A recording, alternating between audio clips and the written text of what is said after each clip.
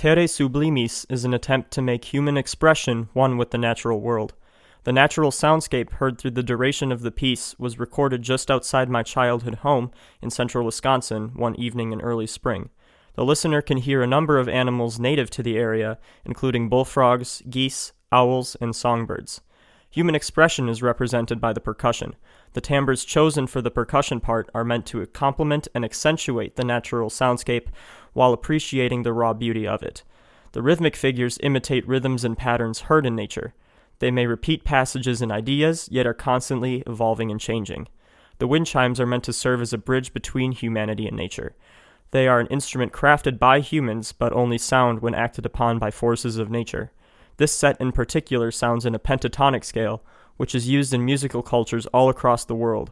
The borderlessness of this set of musical tones represents the borderlessness of the natural world, and reminds us that we are all part of the same planet.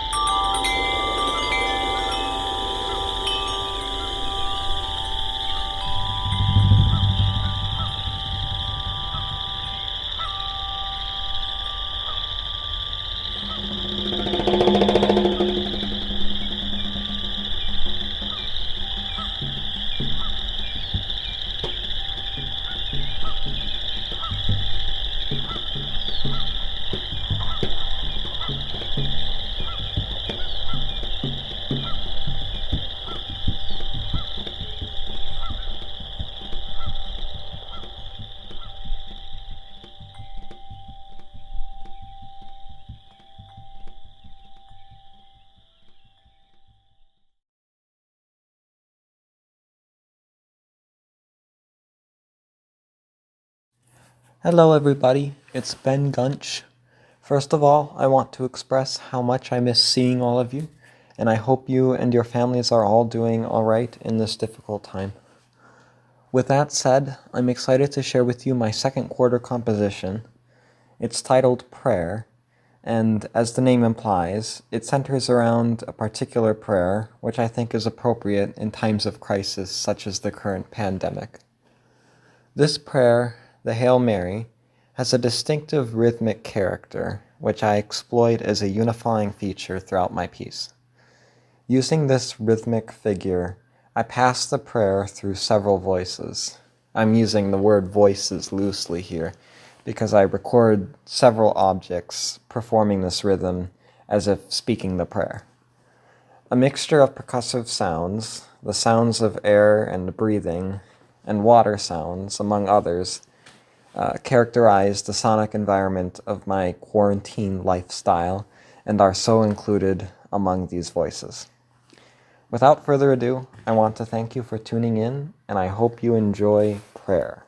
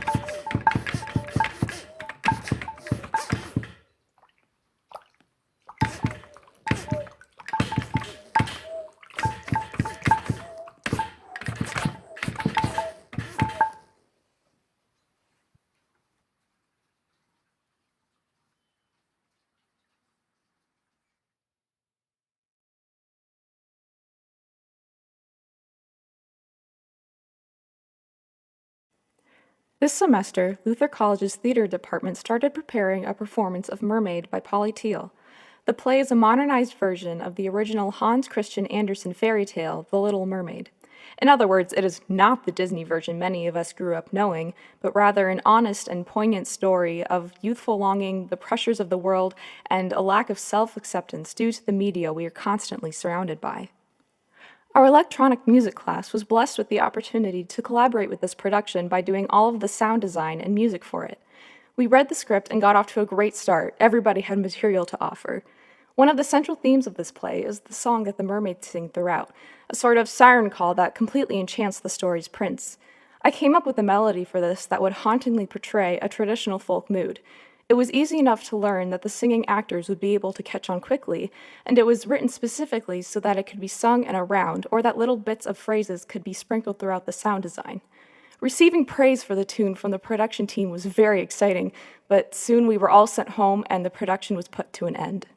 For the rest of the semester in this class, we got to start a new individual electroacoustic music project of our choice. I felt I couldn't let go of this mermaid song, so I decided to develop it further. Not only would I use the original melody I wrote, but I also decided to make it into a strophic song telling the story of the play. I did additional research for the show, sat down with my guitar like I do for my personal songwriting, and wrote lyrics from the viewpoint of the Little Mermaid herself.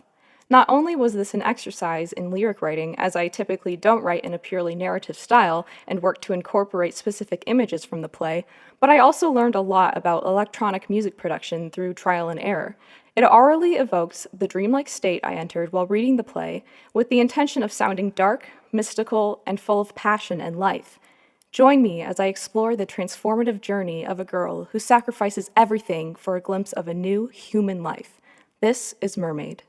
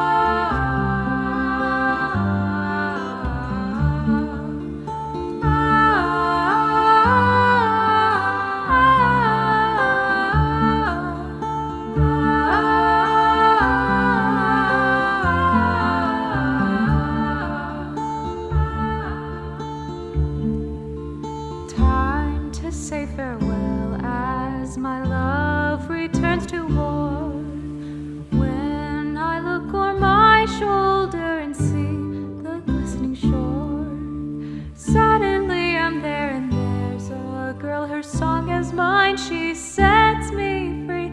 I strip off the weight of this world, we return to sea.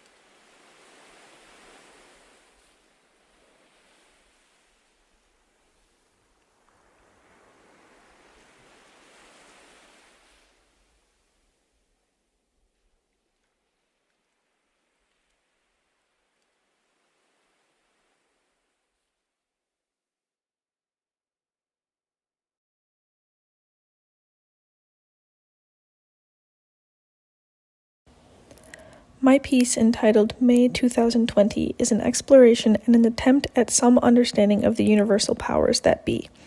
Taking 1-minute recordings from my backyard every day for the 1 month, drawing something that catches my eye with a number of strokes according to the date, and playing a 1-minute horn improv based on the image I drew, this piece does not aim to please necessarily, but simply exists to be a creative outlet that documents our current lives, or at least my current life. While operating under the rules I've mentioned, I left most of it to fate, as you may call it, to decide what caught my eye each day, what color pen I used to draw the image, and how I responded on horn. Perhaps someday I will be able to reflect and draw conclusions on my mental and emotional state based on this piece, or perhaps fate truly did play its cards. However you decide to interpret this piece, I hope you enjoy May 2020.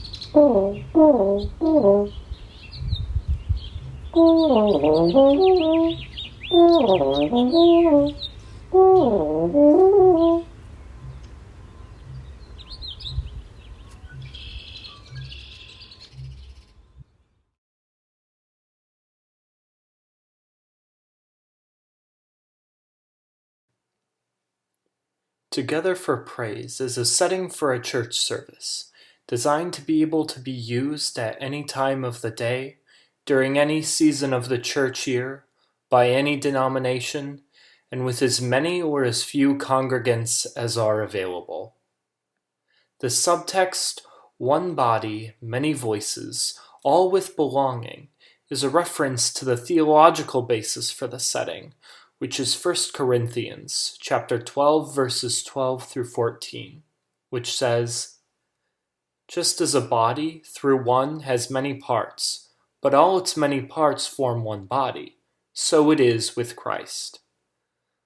For we were all baptized by one Spirit as to form one body, whether Jews or Gentiles, slave or free. The body is not made up of one part, but of many." The service and the music is designed to allow each person to reflect upon their differences to one another, to rejoice in them, and to affirm our commitment to welcome all differences into the community of God.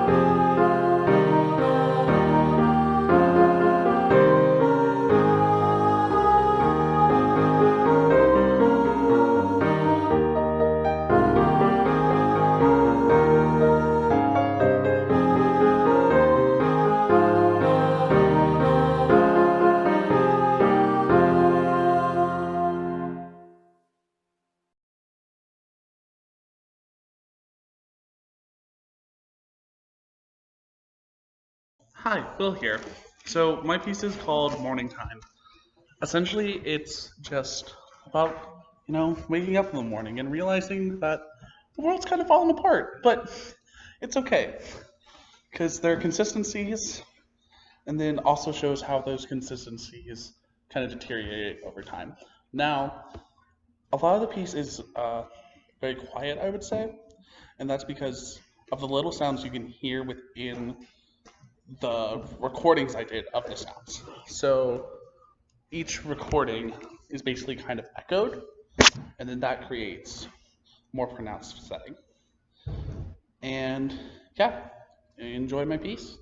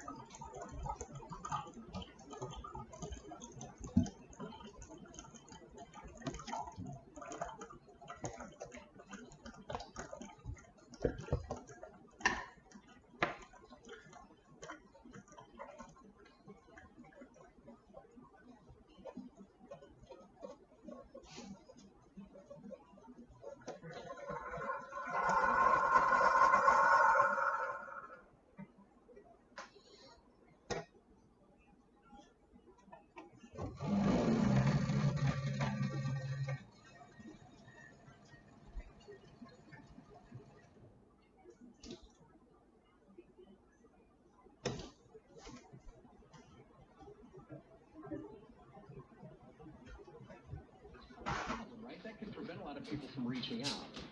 It's a big part of the problem. Families just don't want to admit that a loved one has this addiction or mental health issues, and it just causes them to not be willing to reach out for help. And the families themselves need help, both the addict and the families. And we're here to help people find recovery for life. So that really is the key takeaway today, isn't it? You have to take action. You have to take that first step of asking for help. It requires enormous courage. But what's going on in the homes today, a lot of abuse, that people need to reach out. It's courageous to call somebody and ask for help, and I encourage people to do so.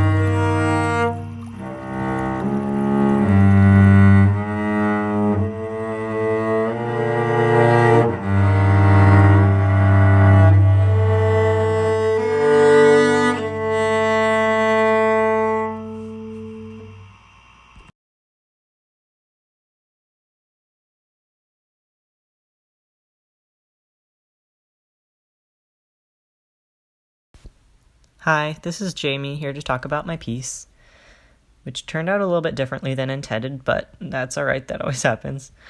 So first of all, the title, Subterfuge, that comes from the idea that this was, well, first of all, I thought of the word because I was thinking underwater,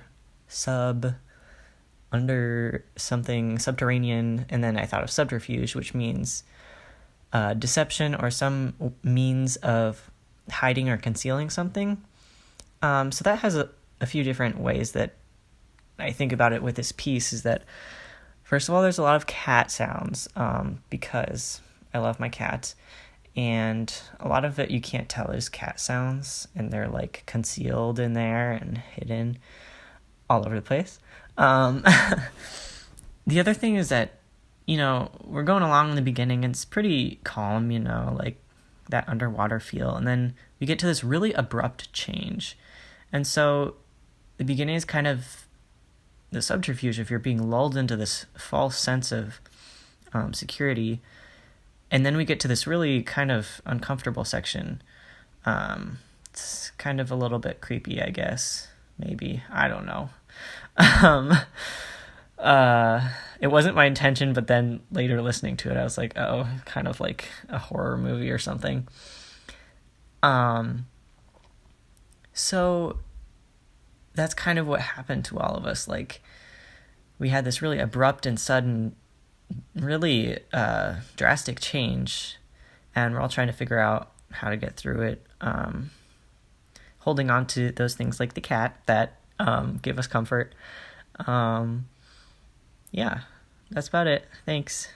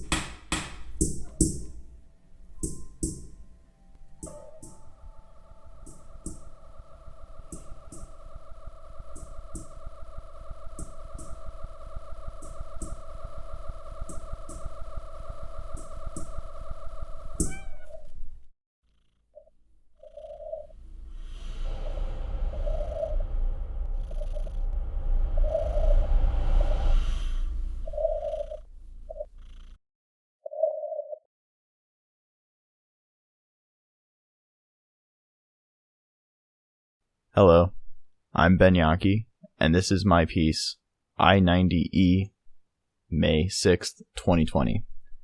It is an edited performance, if you may call it that, of me driving my car on Interstate 90. The project began for me as an exploration of spaces that have a familiar, transformative quality to them, but are often taken for granted. Because of their familiarity, I find the importance of spaces like these during times of great global stress. The piece was initially going to visit multiple different spaces, but my creativity led me to just focusing on the space of a moving vehicle. It was not my intent to empirically replicate the sounds of being in a car, but to use the sounds of a moving vehicle to create the experience in an abstract way that explores itself, not necessarily giving a new meaning, but exploring a new approach to that meaning, whatever it may be to you.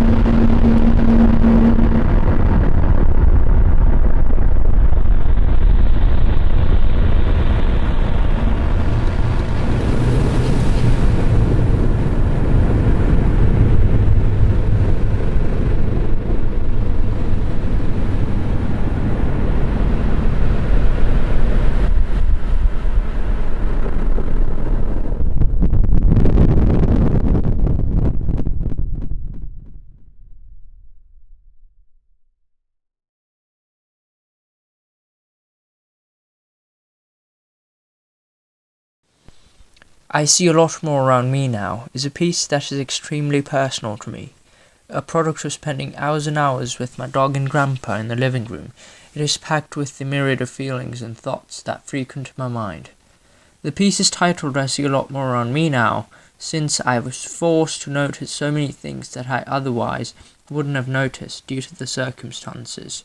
It utilizes sounds that can be found only in my living room, along with some synthesizers that try to replicate the sounds that I couldn't record due to quarantine. Synthesizing these sounds, even though I could have easily recorded them just a few months ago, is a representation of life in quarantine, where things you could do a few months ago are not possible anymore. In the piece, there is an abrupt change of sounds at 42 seconds, that depicts the uncertainty of the times we're living in. The slow and mellow and ambient overall nature, yet turbulent short motifs paint everything that is going on in our world. The piece is an attempt to document this unusual time.